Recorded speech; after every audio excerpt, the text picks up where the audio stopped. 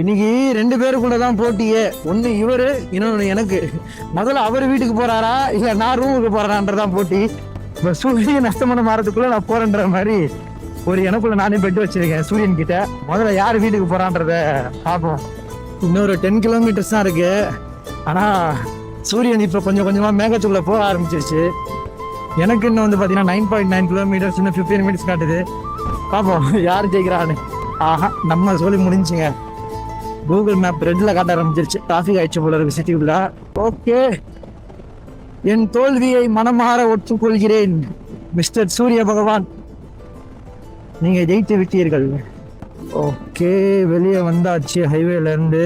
இப்போ வந்து ரொம்பவே கேர்ஃபுல்லாக ஓட்டணும். பிகாஸ் ரோடும் மோசமாக இருக்கும். அது இல்லாமல் வந்து பார்த்திங்கன்னா அம்மா சொல்லி வாய முடியல விட்டான் பள்ளத்தில். ஸ்பீடை கண்ட்ரோல் பண்ணு.